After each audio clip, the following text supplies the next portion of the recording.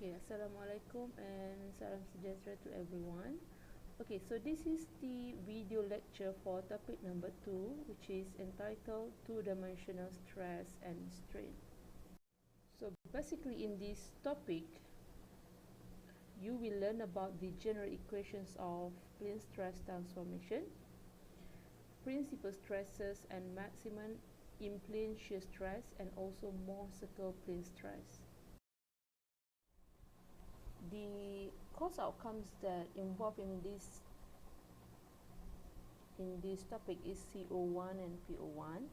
Okay, and then for the learning outcome, so at the end of this lecture you must be able to determine principal stresses and maximum in-plane shear stress for 2D case. Okay, so let's start with general equations of plane stress transformation. Okay, the state of plane stress at a point can be represented by three components acting on an element that has a specific orientation at the point. So what are these three components? Okay, so let's look at this figure. Okay, so let's say this square element is acting on x axis, okay, and y axis. Okay, so the first component is sigma x. What is sigma x?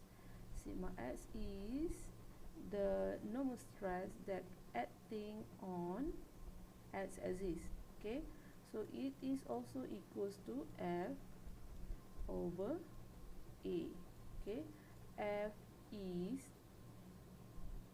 the force that acting perpendicularly to the x surface. Okay, and then second component is sigma y, which is equals to the normal stress that acting in y axis, and then third component is the shear stress in x and y plane. Okay, so the shear stress in x and y plane, if you still can remember, the shear stress is equals to V over A, whereby V is the force that acting in parallel, okay, in parallel to the surface. So let's say here for the y-axis, the force is acting in parallel to the y surface. So for the tau xy, the force is acting in parallel to the x surface. Okay, so for 2D case, we assume that sigma z, which is the normal stress in z axis, z direction, is equals to 0. And it is also important to know that tau xy is just the same with tau y x. So that's why we have only three components. Okay, so we have three components, which is sigma x, sigma y, and tau xy.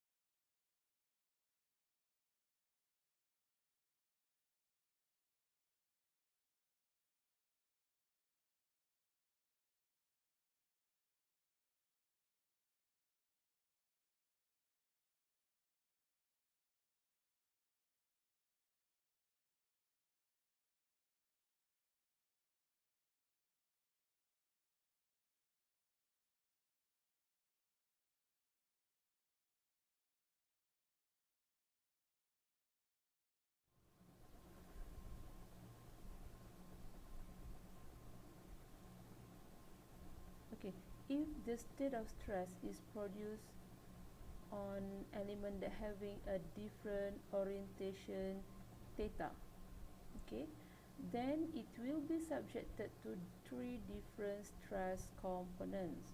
Okay, so let's say this element is transformed into at a specific angle which is denoted by theta. In this case, theta is anti-clockwise.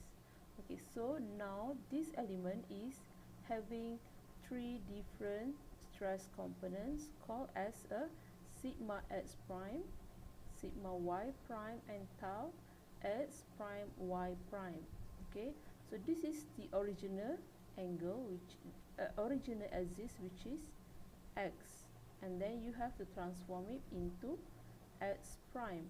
Okay, and then this is the original y-axis, and you transform it into the new axis, which is y prime. Okay, so the goal for this study is to find out what is the normal stress in x prime axis, normal stress in y prime axis, and also the shear stress in x prime y prime plane.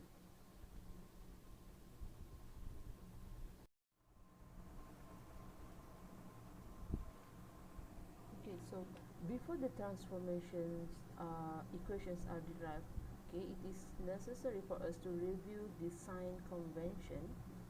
Okay, the design convention for the stress component. Okay, for normal stress, it will be positive value if it is acting outwards from the all faces, and for the shear stress, it will be in positive value if it is acting upwards on the right hand face of the element. Okay, so as shown in this figure, so you can look at here the normal stress. Okay, so normal stress in x direction and normal stress in y direction. So as you can see here, this stress is acting outward from the x and y surface. So the value is positive for x axis and also positive for y axis, and this is the shear stress that acting upward. So you can just look at this shear stress, okay, on the right hand face. So this is the right hand face of the element. Okay, if the shear stress is acting upward, so the value is positive. Okay, so this is the example for negative value of the shear stress and normal stress components. Okay, so here you can see here the normal stress in x-axis is acting inwards, okay, inwards to the surface, so the value is negative. And also for y-axis here, the normal stress is acting inward, okay, so the value will be negative. And then for the shear stress, here is the right hand face. Okay, so this is the right hand face. The shear stress is acting downward, so the value is negative. Okay,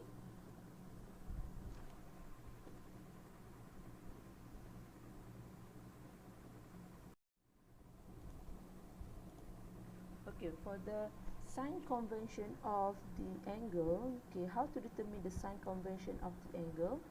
So the value will be positive. The value of the angle, which is theta, will be positive if the element is oriented counterclockwise. Okay, as you can see here, this is the original element. Okay, this is the original element, and if it is oriented or rotated into counterclockwise, so the angle, the sign of angle will be positive. Okay, and as you can look at here now, after it is oriented, now the element having a new axis, which is x prime axis and y prime axis. Okay, if the element is rotated clockwise, okay, If it is rotated clockwise, the sign convention of the angle will be negative. Okay.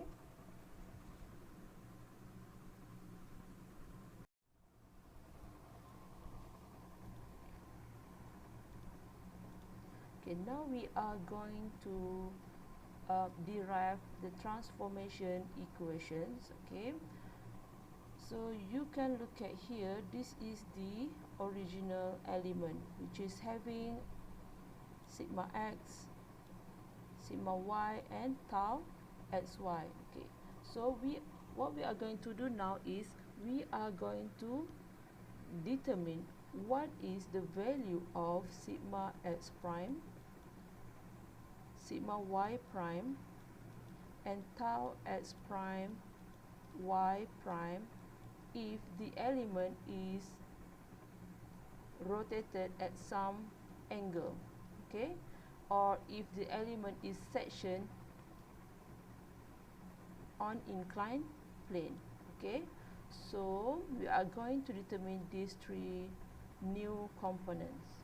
Okay, how to do that? Okay, so let's say if this element is sectioned along this line. Okay, so along this line, so you have to draw this cut section, this triangle shape. Okay, so and then you can get like this, so you will have this triangle shape. Okay, as you can see here, this is the original axis, and now since we have a new angle which is counterclockwise, so the angle will be positive value.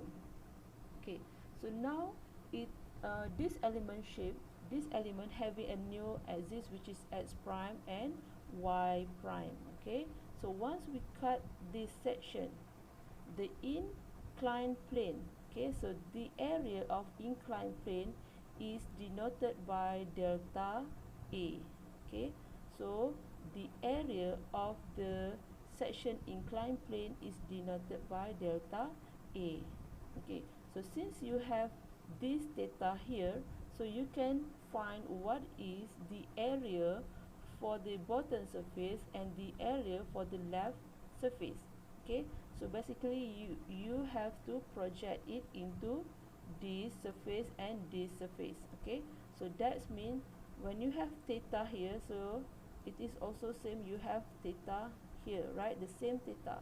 Okay, so since the incline is delta A, and then if you want to project it into this axis, so delta A is times with the sine theta.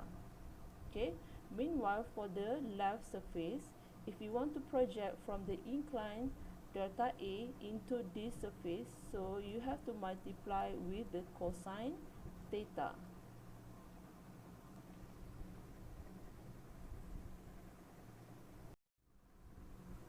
So now you have to draw all the stresses that acting on this section element. Okay, so here we have sigma y, okay, acting downward, and then we have sigma x acting to the left, and also we have a tau xy to the left and to the bottom side. So this is tau xy. Okay, and then once the element is sectioned, so you have to determine the new components, which is sigma x prime and also tau x prime y prime, the shear stress in x prime y prime axis, and normal stress in x prime axis. Okay, so this sigma x is acting 90 degrees to the section plane. Okay, and then this shear stress, okay, is acting in parallel to the surface.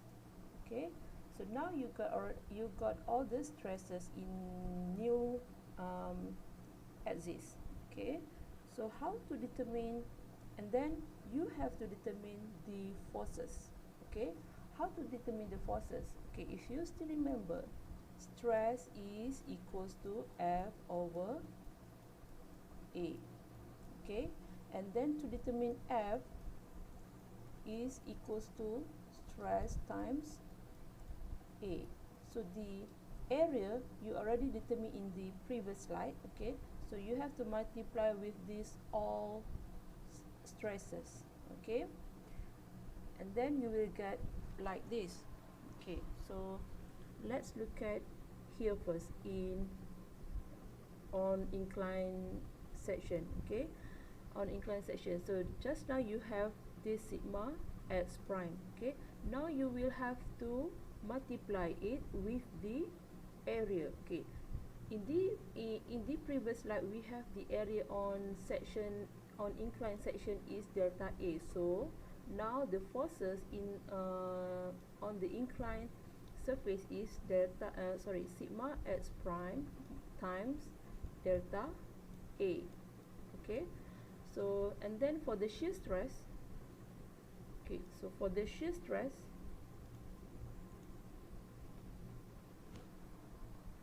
the same goes with the shear stress. Now we have tau x prime times delta A. Okay, and let's look at the bottom surface. Okay, here just now we have sigma y here, so you have to multiply it with the area in the previous slide. Okay, so in the previous slide we have delta A sine theta. So now we have the forces, the force which is equals to the sigma y delta A sine theta. Okay, and here we have tau xy times delta A sine theta, and here same, here you have to multiply it with the area. Okay, now we have delta x times A delta A, sigma x delta A cosine theta, and then tau xy delta A cosine theta.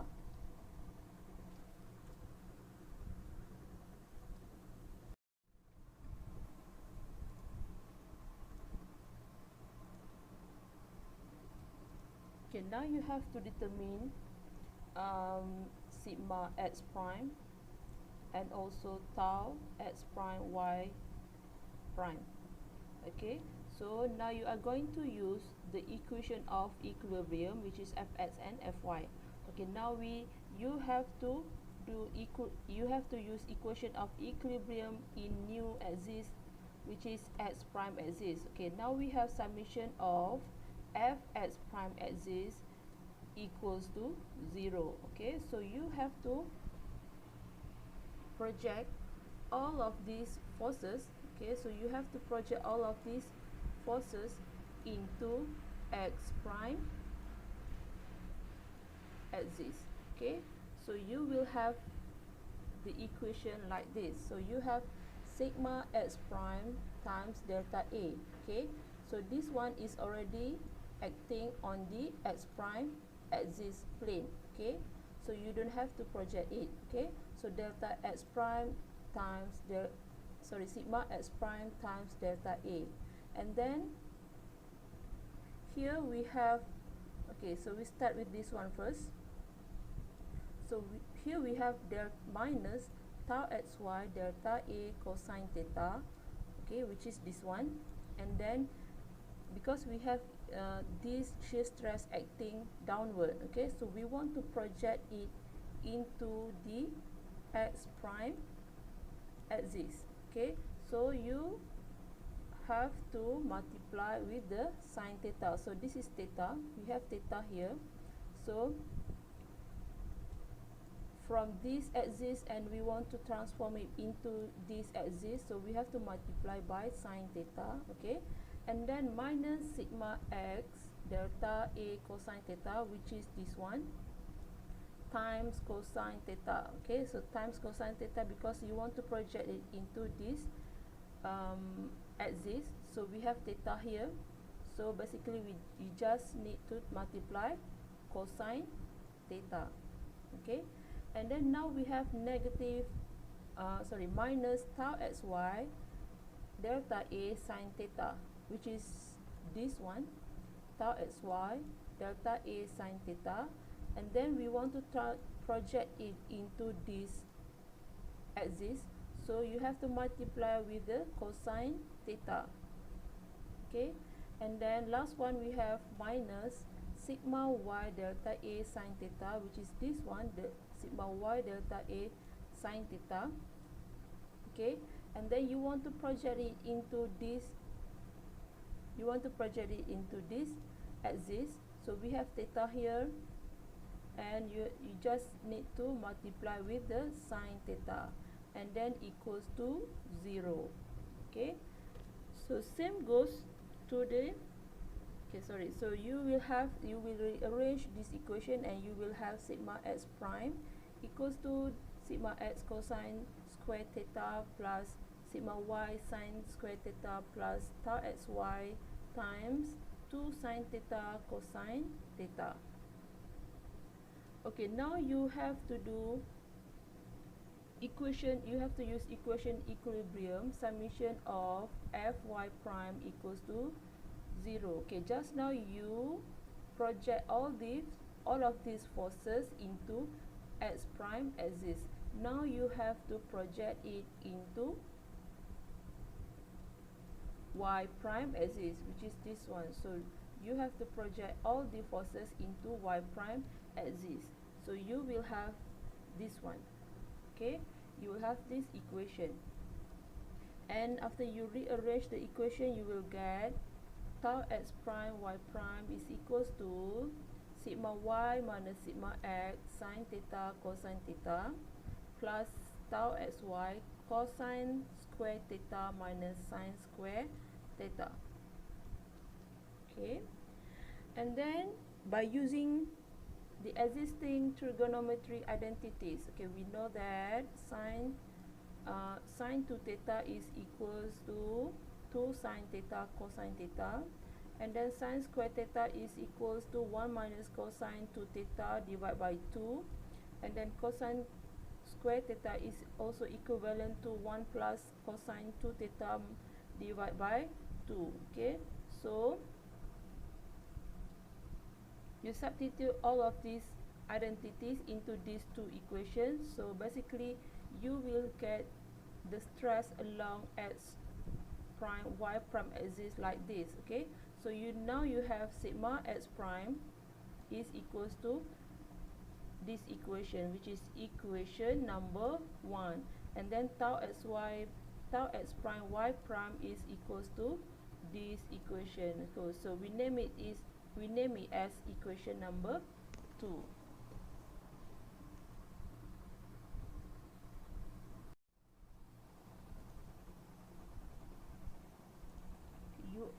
You already define what is the value of sigma x prime and also tau x prime y prime. And then how about the sigma y prime, the normal stress in y prime axis? So how to calculate this one? Okay, so you can use equation number 1. Okay, in the previous slide you can use this equation, but then you have to use this theta, which is theta plus 90 degree, because now the angle is from the original x-axis to the y prime axis. So this one is equals to theta times 90 degree. Okay, so if the rotation is counterclockwise, so the sign convention for the angle must be positive.